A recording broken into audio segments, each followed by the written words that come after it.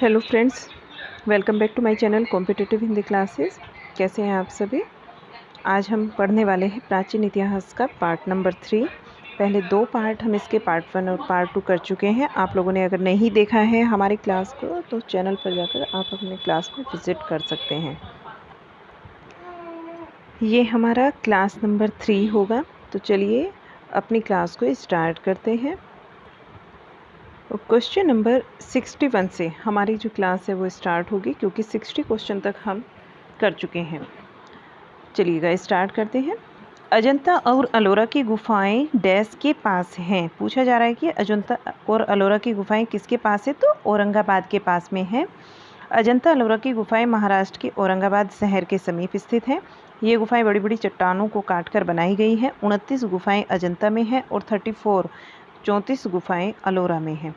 Next question है question number 62। विश्व प्रसिद्ध अजंता की गुफाएं किस राज्य में स्थित हैं। विश्व प्रसिद्ध जो अजंता है इसकी गुफाएं बताना है किस राज्य में स्थित है। ये महाराष्ट्र में स्थित है। अभी अभी क्वेश्चन किया हमने कि अजंता की गुफाएं कहाँ हैं। महाराष्ट्र के औरंगाबाद में स्थित है। चलिए नेक्स्ट क्वेश्चन देखते हैं। क्वेश्चन नंबर, इसकी व्याख्या को भी देख लेते हैं। विश्व प्रसिद्ध अजंता की गुफाएं महाराष्ट्र राज्य में स्थित हैं और गुप्त काल में चित्रकला के दृष्टिकोण से अजंता महाराष्ट्र एवं बागसी मध्य प्रदेश में गुफाओं का उल्लेख है। बागसी में मध्य प्रदेश में जो है वहाँ पर इन गुफाओं का उल्लेख है। अजंता में कुल 29 गुफाएं हैं, जिनमें सिर्फ 6 गुफाएं यानी कि पहले नंबर की, दूसरे नंबर की, 9वें नंबर की, 10वें, 16वें और 17वें नंबर की ही शेष हैं। इनका निर्माण 200 ईसा पूर्व से लेकर 7वीं सदी ईस्वी तक किया गया। इसमें गुफाओं की संख्या 16 और 17 ही गुप्तकालीन है। अजंता की गुफाएं बौद्ध धर्म की महायान शाखा से संबंधित है, जबकि बागसी की गुफाएं जो हैं वो लौकिक जीवन से संबंधित हैं। नेक्स्ट क्वेश्चन देखेंगे। Question number 63। 3री शताब्दी में वाकाटक वंश के संस्थापक कौन था। 3री शताब्दी में पूछा जा रहा है कि वाकाटक वंश था, इसका संस्थापक कौन था। वाकाटक वंश का संस्थापक हमें बताना है, तो जो सही आंसर होगा वो विंध्य शक्ति होगा। इसकी व्याख्या, विंध्य शक्ति 3री शताब्दी में वाकाटक वंश का संस्थापक था। इसके बाद उसका पुत्र प्रवरसेन प्रथम राज सिंहासन पर बैठा। उसके काल में वाकाटक राज्य बुंदेलखंड से लेकर हैदराबाद तक फैल गया। वह सम्राट की उपाधि धारण करने वाला वाकाटक वंश का प्रथम शासक था। Question number 64। भारत में स्थित राजा नरसिंह देव प्रथम का सूर्य मंदिर कहाँ स्थित है। तो सूर्य मंदिर कहाँ पर है, कोणार्क राज्य में स्थित है। कोणार्क में स्थित है। और कोणार्क कहाँ है ये भी हमें बताना है। कमेंट बॉक्स में लिखकर बताइए। जीके से ही संबंधित क्वेश्चन है आपका कि कोणार्क कहाँ है। पूर्वी गंगवंश के राजा नरसिंह देव प्रथम ने 13वीं शताब्दी में कोणार्क के सूर्य मंदिर का निर्माण कराया था। ये जो मंदिर है ये उड़ीसा में है, ठीक है। और यह मंदिर हिंदू धर्म के भगवान सूर्य को समर्पित है और पुरी से 35 किलोमीटर उत्तर पूर्व में स्थित है। इस मंदिर परिसर को वर्ष 1984 ईस्वी में यूनेस्को के द्वारा विश्व विरासत स्थल घोषित किया गया था। अच्छा, हमारे कितने विश्व विरासत स्थल हैं ये आप कमेंट बॉक्स में लिखिएगा। ये आज का आपका क्वेश्चन होगा, ठीक है। ऐसे ही कोई क्वेश्चन हम पूछते रहेंगे एक दो करके आपसे। क्वेश्चन नंबर 65 यहाँ पर देखेंगे। क्वेश्चन नंबर 65, राजराज वंश के शासक थे। ये बताना है कि राजराज वंश के शासक कौन थे। तो चोल राजराज वंश के शासक थे। राजराज प्रथम दक्षिण भारत के चोल वंश के महानतम शासकों में से एक था। इसका शासनकाल 985 ईस्वी से लेकर 1014 ईस्वी तक रहा और चोल वंश का संस्थापक विजयालय था। राजराज प्रथम ने तंजौर स्थिर बृहदेश्वर मंदिर का निर्माण कराया और इस मंदिर को राजराजेश्वर मंदिर के नाम से भी जाना जाता है। Question number 66। वंश शब्दावली स्थान का कौन सा युग्म सही है।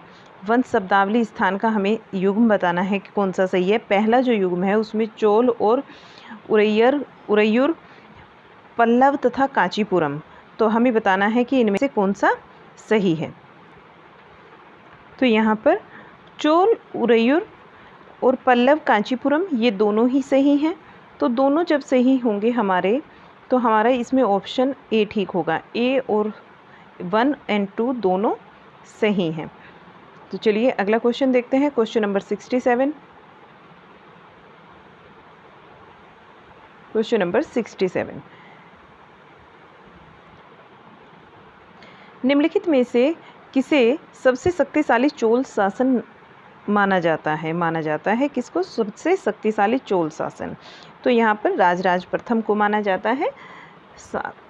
चोल राजराज प्रथम शासनकाल जो है वो 985 से लेकर 1014 ईस्वी तक सबसे शक्तिशाली चोल शासक माना जाता है, जबकि चोल वंश का संस्थापक विजयालय राजराज कला और धर्म के संरक्षक होने के साथ साथ संगठनात्मक और राजनीतिक प्रतिभाशाली शासक भी था, और सम्राट बनने के उपरांत उन्होंने दक्षिण भारत में श्रीलंका के राज्यों तथा उत्तर पूर्व में कलिंग उड़ीसा पर विजय प्राप्त की। अपने गुफा, क्वेश्चन नंबर 68 आता है, अपने गुफा मंदिरों के लिए प्रसिद्ध घारापुरी द्वीप कहाँ पर है? हमें बताना है कि प्रसिद्ध जो घारापुरी द्वीप है वो कहाँ है। तो घारापुरी द्वीप मुंबई तट पर होगा। यहाँ जो हमारा सही आंसर है वो मुंबई तट है। Next question, question number 69, Kandariya Mahadev मंदिर किस राजपूत वंश के संरक्षण में बनवाया गया था?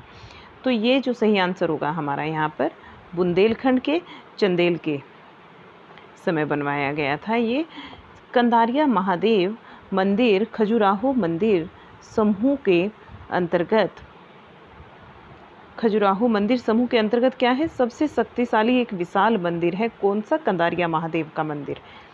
यहाँ पर बहुत सारे मंदिर हैं, लेकिन इसमें जो सबसे विशाल और शक्तिशाली मंदिर है वो ये है कंदारिया महादेव का मंदिर। इस मंदिर को वर्ष 1025 से 1050 के बीच बुंदेलखंड के चंदेल शासक राजा धंगदेन के द्वारा बनवाया गया था, और भगवान शिव को समर्पित यह मंदिर मध्य प्रदेश में स्थित है, जो स्थापत्य कला की अप्रतिम निर्माण छवि प्रस्तुत करता है। क्वेश्चन नंबर 70 देखेंगे। चिदम्बरम का चोल मंदिर निम्न में से किस धार्मिक समूह का है? तो हमें बताना है किस धार्मिक समूह का है। चलिए, यहाँ हमारा सही आंसर होगा नैयार। जो सही आंसर होगा वो होगा नैनार जो एक वंश था, ये इसी का है यहाँ पर धार्मिक मंदिर। चोल मंदिर, चिदम्बर का जो चोल मंदिर है वो नैयार धार्मिक समूह का मंदिर है। ठीक है, सही आंसर हमारा नैनार होगा। चलिए अगला क्वेश्चन देखते हैं, या नैनार के विषय में भी थोड़ा देख लेते हैं। चिदम्बर मंदिर तमिलनाडु में चिदम्बर में स्थित है, और जो भगवान शिव को समर्पित है। किसको समर्पित है ये मंदिर? शिव को। यह मंदिर वास्तुकला में द्रविड़ शैली में बनाया गया था। यह मंदिर नैनार नामक धार्मिक समूह से संबंधित है। नैनार भगवान शिव को समर्पित संतों का समूह है। Next question, question number 71, Chola काल में निर्मित नटराज की मूर्ति में भगवान के कितने हाथ दिखते हैं? तो नटराज की मूर्ति में हमें बताना है, काफ़ी लोगों ने देखी भी होगी नटराज की मूर्ति की भगवान शिव के कितने हाथ वहाँ पर दिखाई देते हैं। 4 हाथ हमारा सही आंसर होगा इसमें। नटराज की मूर्ति का निर्माण चोल काल में हुआ, और नटराज जो है वो शिव की प्रसिद्ध मूर्ति है। भगवान शिव की 4 भुजाएं यानी कि हाथ हैं उनके 4, और उनके चारों ओर अग्नि का घेरा है। एक पाँव उन्होंने एक बोने अक्षमाक को दबा रखा है। एक बोने अक्षमाक को उन्होंने एक पाँव से दबा रखा है, और दूसरे पाँव नृत्य मुद्रा में ऊपर की ओर उठा हुआ है। दूसरा जो उस भगवान शिव का पैर है वो नृत्य की मुद्रा में एक ऊपर उठा हुआ है, और एक पैर से उन्होंने अक्षमा को दबा रखा है। उन्होंने अपने पहले दाहिने हाथ में डमरू पकड़ा हुआ है। डमरू की आवाज़ सर्जन का प्रतीक है। क्वेश्चन नंबर 72 यहाँ देखेंगे। डैश निर्माण मंदिर का निर्माण राजराज चोल द्वारा किया गया था। देखिए हमने ऊपर भी ये चीज़ देखी है कि कौन सा ऐसा मंदिर है जिसका निर्माण राजराज के द्वारा किया गया था। चलिए इसके ऑप्शन को देखते हैं। हाँ, तो ये जो मंदिर है वो वृद्धेश्वर का मंदिर है। चोल शासक राजराज प्रथम शैव धर्म मतानुयायी थे। उन्होंने तंजौर में राजराजेश्वर या वृत्तेश्वर मंदिर का निर्माण कराया तथा उनकी दीवारों पर बौद्ध प्रतिमाओं को क्या कराया, उत्कीर्ण कराया।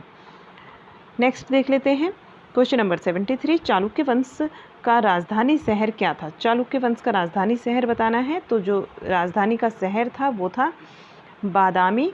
यहाँ पर चालुक्य दक्षिण भारत के प्रसिद्ध राजवंश था और जयसिंह इस वंश का प्रथम शासक था, जबकि पुलिकेशन प्रथम चालुक्य साम्राज्य वातापी का वास्तविक संस्थापक था तथा इसने वातापी यानी जिसको हम बादामी के नाम से भी जानते हैं, वातापी को बादामी के नाम से भी जाना जाता है, को अपनी राजधानी बनाया था। नेक्स्ट है इसमें कि इस वंश का सबसे प्रतापी राजा पुलिकेशन द्वितीय था। चालुक्य वंश का अगर देखा जाए सबसे प्रतापी राजा कौन था? पुलिकेशन द्वितीय। और जिसने हर्षवर्धन को हराया, इसने परमेश्वर की उपाधि धारण की और इस वंश का अंतिम शासक कीर्तिवर्मन द्वितीय था। चालुक्य वंश का अंतिम शासक अगर पूछ लिया जाए तो कीर्तिवर्मन था। नेक्स्ट क्वेश्चन हम देखते हैं, क्वेश्चन नंबर हमारा 74। और 74 में अलोरा का प्रसिद्ध कैलाशनाथ मंदिर किसके द्वारा बनवाया गया था? जो प्रथम आंसर, इसका आंसर होगा वो कृष्ण प्रथम होगा। सही आंसर कृष्ण प्रथम। एलोरा का कैलाश मंदिर महाराष्ट्र के औरंगाबाद जिले में प्रसिद्ध एलोरा की गुफाओं में स्थित है। इसका निर्माण राष्ट्रकूट वंश के शासक कृष्ण प्रथम ने 756 एडी से लेकर 773 एडी तक कराया। Question number 75। अंतरवर्मन डैश किस वंश का शासक था?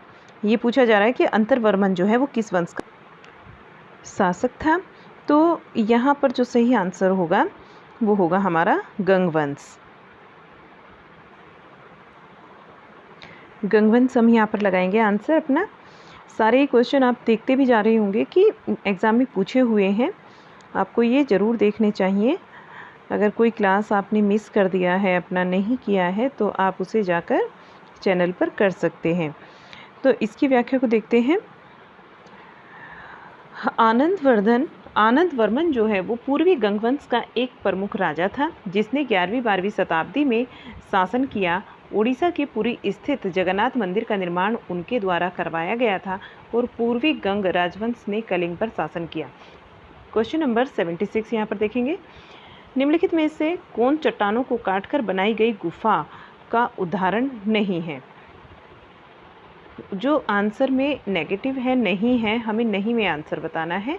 तो कौन नहीं है इसमें? कोणार्क। कोणार्क एक ऐसा मंदिर है जो कि चट्टानों को काटकर नहीं बनाया गया। अजंता, अलोरा और बाघ सी गुफाएं जो हैं वो बनाई गई हैं चट्टानों को काट करके। इसका आप देख सकते हैं व्याख्या को। कोणार्क का सूर्य मंदिर चट्टानों को काटकर बनाए जाने वाले गुफाओं का उदाहरण नहीं है। यह लाल बलुआ पत्थर से एवं काले ग्रेनाइट के द्वारा बना हुआ है। इस मंदिर का निर्माण गंगवंश के शासक नरसिंह देव प्रथम ने 13वीं शताब्दी में कराया था। यह मंदिर भगवान सूर्य को समर्पित है और यह मंदिर कलिंग वास्तुकला का उत्कृष्ट नमूना है। इसे 1984 में यूनेस्को के विश्व धरोहर सूची में शामिल किया गया था। क्वेश्चन नंबर 77 देख लेंगे। राजा रानी के द्वारा शासित देशों एवं उनकी राजधानी के द्वारा सुमेलित करना है। राज्य और राजधानी यहाँ पर दी गई है, तो हमें बताना है कि किस राज्य की कौन सी राजधानी है। ठीक है, यहाँ देख लेते हैं हमें पल्लव, चालुक्य, पांड्य और कदम की राजधानी बतानी है। कौन कौन सी राजधानी है इनकी? पल्लव की जो राजधानी होगी वो कांची। पल्लव की राजधानी को कांची के नाम से जानते हैं। पल्लव की राजधानी कांची। चालुक्य की राजधानी अभी हमने पढ़ा ऊपर, बादामी। पांड्य की जो राजधानी थी वो मदुरई और कदम की राजधानी जहाँ आएंगी यहाँ पर वैजंती। कदम की जो राजधानी आएगी वो वैजंती आएगी। तो इसमें जो कौन सा सही आंसर है ये आप देख लीजिए। सी आंसर सही होगा यहाँ पर। सी हमारा राइट आंसर होगा। NVS TGT PGT में क्वेश्चन पूछा हुआ है। देखिए, पल्लव की राजधानी हमारी कांची है। पल्लव की कौन सी है? कांची। चालुक्य की बादामी, पांडे की मदुरई, कदम की है हमारी वैजयंती। नेक्स्ट क्वेश्चन देख लेते हैं, क्वेश्चन नंबर 78। भारत के कई खूबसूरत प्राचीन मंदिरों का एक देश है। भारत कई खूबसूरत प्राचीन मंदिरों का एक देश है। निम्नलिखित में से कौन सा मंदिर सबसे व्यापक एवं ठोस चट्टानों की खुदाई से बनाया गया वैभवशाली धार्मिक स्थलों को प्रदर्शित करता है, जो कि भारत में सबसे अनूठा व अद्भुत वास्तुशिल्प है? तो यहाँ पर जो हमारा सही आंसर होगा वो होगा, देखिए, एलोरा का कैलाश मंदिर। जो सही आंसर है हमारा एलोरा का कैलाश मंदिर। अगला क्वेश्चन, क्वेश्चन नंबर 79। सूर्य मंदिर कहाँ स्थित है? सूर्य मंदिर कहाँ पर है? कोणार्क में सूर्य मंदिर स्थित है, कोणार्क में। और इसको हम ब्लैक पैगोडा के नाम से भी जानते हैं। इस मंदिर को नरसिंह देव प्रथम ने बनवाया था, ब्लैक पैगोडा के नाम से जाना जाता है। नेक्स्ट जो क्वेश्चन है, क्वेश्चन नंबर 80। नटराज की प्रसिद्ध कांसे की प्रतिमा इसका उत्तम उदाहरण है। तो हमें बताना है कि किसका है? चोल कला का। नटराज की, ये क्वेश्चन भी अभी ऊपर आया, हमने व्याख्या में इसको पढ़ा कि ये किसका है? नटराज का आंसर जो होगा हमारा नटराज। नेक्स्ट देखते हैं क्वेश्चन नंबर 81। निम्नलिखित में से किस राजवंश ने 7वीं और 8वीं शताब्दी के दौरान कश्मीर घाटी पर शासन कराया? तो कश्मीर घाटी पर शासन करने वाला कारकोट राजवंश है। कश्मीर घाटी पर शासन करने वाला कारकोट राजवंश है। 7वीं 8वीं शताब्दी के दौरान कश्मीर घाटी पर कारकोट राजवंश ने किया है शासन, और इस वंश की स्थापना दुर्लभ वर्धन नामक व्यक्ति ने की थी। हुएनसांग ने उसके शासनकाल में कश्मीर की यात्रा की थी, और इस वंश का सबसे शक्तिशाली शासक ललितादित्य मुक्तापीड़ ये था। ललितादित्य मुक्तापीड़ जो उस समय का उस वंश का सबसे शक्तिशाली शासक था, वो ललितादित्य मुक्तापीड़ था। Question number 82। क्वेश्चन नंबर 82 है, किस चालुक्य राजा ने अभिनव सिद्धराज की उपाधि धारण की थी? कौन सा ऐसा चालुक्य राजा है जिसने अभिनव सिद्धराज की उपाधि धारण की थी? जो सही आंसर है हमारा वो है Bhimadvitiya. Next question,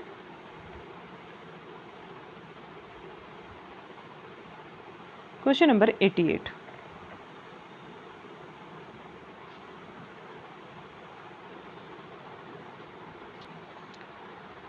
question number 83 आएगा। 82 क्वेश्चन नंबर किया हमने। संगम काल दक्षिण भारत में डैश काल है। कौन से टाइम से कौन से टाइम तक के काल को संगम काल बोला जाता है दक्षिण भारत में? तो 3वीं शताब्दी BC से लेकर 3वीं शताब्दी AD तक के काल को संगम काल के नाम से जाना जाता है। इसका अर्थ होता है, संगम का अर्थ होता है मिलन। मिलन के नाम से भी इसको जाना जाता है। संगम जो एक संस्कृत शब्द है। संगम संस्कृति में सुदूर दक्षिण के 3 राज्य चोल, चेर और पांडे की संस्कृति का अध्ययन किया गया। इसमें संगम यानी सुदूर दक्षिण के क्या थे? 3 राज्य थे, एक चोल और दूसरा चेर और तीसरा पांडे। पांडे की संस्कृतियों का अध्ययन किया जाता है, उसी को बोलते हैं संगम। Next question number 84। दिल्ली की सुरक्षा प्राचीर में निम्नलिखित में से कौन सा इब्न बतूता के द्वारा सबसे उत्तम दरवाज़ा बताया गया है? इब्न बतूता ने, बोला जा रहा है कि इब्न बतूता ने दिल्ली में कौन से दरवाजे को सबसे उत्तम दरवाज़ा बताया है? तो वो दिल्ली दरवाज़ा। सही आंसर हमारा दिल्ली दरवाज़ा। दिल्ली दरवाजे को इब्न बतूता ने उत्तम दरवाज़ा कहा, और इब्न बतूता के द्वारा अरबी भाषा में लिखा गया उसका यात्रा वृत्तांत, जिसे रहेला के नाम से जाना जाता है, 14वीं शताब्दी में भारतीय उपमहाद्वीप सामाजिक सांस्कृतिक जीवन के विषय में बहुत ही प्रचुर और रोचक जानकारी देता है। यह मोरक्को का निवासी था। इब्न बतूता जो है वो मोरक्को देश का निवासी था। Question number 85। भारत के मूल निवासी थे। इसमें बताना है भारत के मूल निवासी कौन थे? तो द्रविड़ जो है वो भारत के मूल निवासी थे। द्रविड़ भारत के मूल निवासी थे। इनका संबंध मुख्यतः दक्षिण भारत में है, दक्षिण भारत से। और इस मूल के लोग तमिल, तेलुगु, कन्नड़ और मलयालम भाषा बोलते हैं। कौन कौन सी बोलते हैं?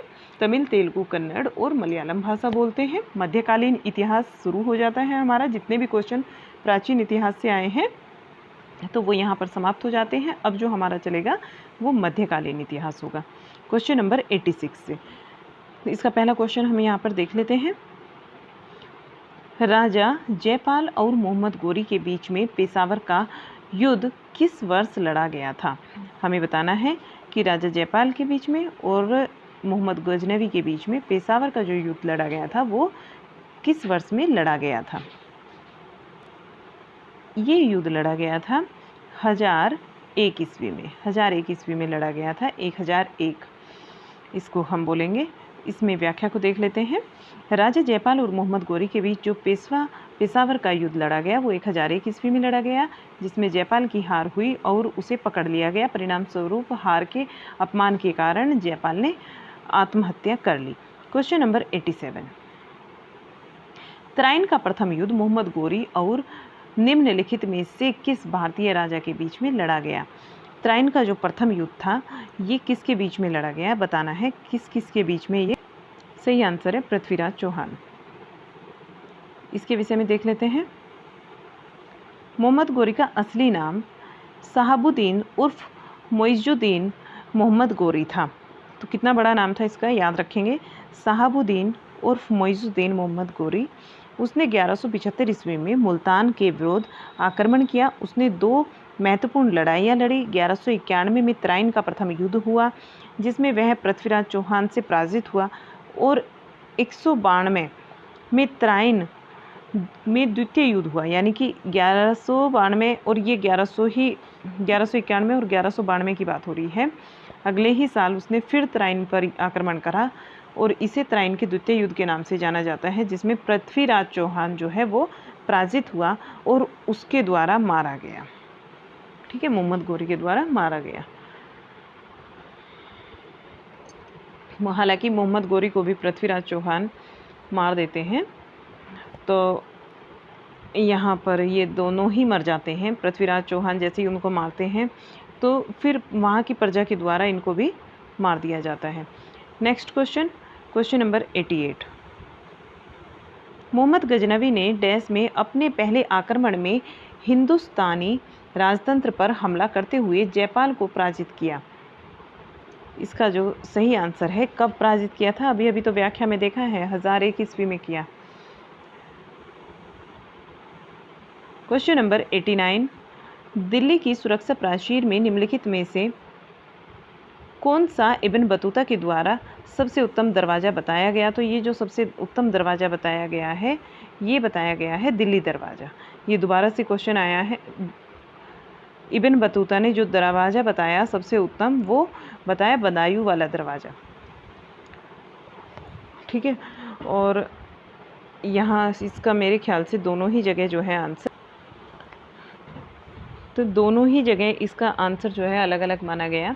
ऊपर जो हम पढ़कर आए वहाँ पर दिल्ली दरवाज़ा सही आंसर दिया था, यहाँ पर बदायूं का दरवाज़ा सही आंसर है कि दिल्ली के सुरक्षा प्राचीर में बदायूं दरवाजे को इब्न बतूता के द्वारा सबसे उत्तम दरवाज़ा बनाया जा रहा है। दोनों ही जगह KVS वालों ने अलग माना है आंसर और उधर DSSV वालों ने अलग माना है। इब्न बतूता अफ्रीका से आया था, मोरक्को देश का निवासी था जो कि भारत घूमने आया था। नेक्स्ट क्वेश्चन है क्वेश्चन नंबर 90। क्वेश्चन नंबर 90 में देखते हैं, दिल्ली सल्तनत के वंशों के कालानुक्रम में व्यवस्थित, कालानुक्रम को हमें व्यवस्थित करना है और इसको जब हम व्यवस्थित करेंगे हमें बताना है कि सही आंसर इसमें यहाँ जो सही होगा, गुलाम वंश के बाद खिलजी वंश, गुलाम के बाद आएगा खिलजी वंश, गु ख त, ख के बाद त और खिलजी के बाद तुगलक, फिर आएगा हमारा गुलाम वंश, खिलजी वंश, तुगलक वंश, सैयद वंश, फिर लोधी वंश। सैयद वंश इसमें नहीं दिया तो इसके बाद आएगा लोधी, यानी कि पहले 2, 3, 1 और 4 और मुग़ल वंश, इसके सैयद वंश के बाद आता है लोधी वंश के मुग़ल वंश। नेक्स्ट क्वेश्चन है 91। दिल्ली के हौज खास क्षेत्र में चोर मीनार डैश द्वारा बनवाई गई। पूछा जा रहा है कि चोर मीनार किसके द्वारा बनवाई गई है। चोर मीनार का जो निर्माण करवाया गया अलाउद्दीन खिलजी के द्वारा कराया गया। अगला क्वेश्चन देख लेते हैं।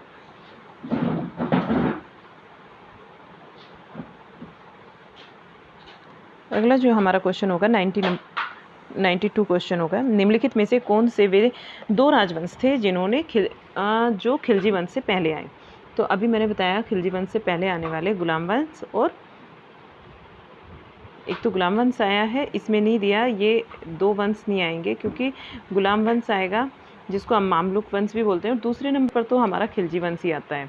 यहाँ देखिएगा इसमें जो आंसर है वो गलत दिया है। अभी मैं जो बताया कि इसकी एक ट्रिक होती है, गु ख त स ल म, ये होती है। इसमें पहले नंबर पर ये आता है, दूसरे पर गुलाम वंश, खिलजी वंश, फिर तुगलक वंश तीसरे नंबर पर, चौथे नंबर पर सैयद वंश, चौथे नंबर पर सैयद वंश, पाँचवें पर लोधी, और छठे नंबर पर आता है मुगल वंश। Question number 93। क्वेश्चन नंबर 93 में पूछा खिलजी वंश के ठीक बाद दिल्ली पर किस वंश का शासन था? तो तुगलक वंश का था। सही आंसर हमारा तुगलक वंश। इनका टाइम भी देखना चाहें तो देख सकते हैं। गुलाम वंश की जो नींव रखी गई वो 1206 से 1290, खिलजी वंश की नींव 1290 से 1320, तुगलक वंश की 1320 से 1414, सैयद वंश की 1414 से लेकर 1451, और लोधी वंश की जो नींव रखी गई वो 1451 से लेकर 1526, और 1526 से फिर पानीपत के युद्ध में इब्राहिम लोधी हार जाता है और बाबर के द्वारा हरा दिया जाता है इब्राहिम लोधी को, तो वहाँ से मुगल वंश स्टार्ट हो जाता है। नेक्स्ट क्वेश्चन आता है हमारा 94। दिल्ली के उस सुल्तान का नाम बताइए जिसने अपनी राजधानी दिल्ली से देवगिरी स्थानांतरित की। तो उस सुल्तान का हमें नाम बताना है जिसने अपनी राजधानी दिल्ली से देवगिरी स्थानांतरित की। मोहम्मद बिन तुगलक हमारा सही आंसर होगा, मोहम्मद बिन तुगलक। नेक्स्ट क्वेश्चन 100 क्वेश्चन हम यहाँ पर करेंगे। नेक्स्ट जो क्वेश्चन है वो है 95 नंबर पर, 12वीं शताब्दी के अंतिम शासक के दौरान निर्मित कुवैत अल इस्लाम मस्जिद और मीनार डैश की गई शहर की प्रथम सामूहिक मस्जिद थी। ये बताना है कि शहर की ये प्रथम हमारी सामूहिक मस्जिद थी। सही आंसर दिल्ली के सुल्तान।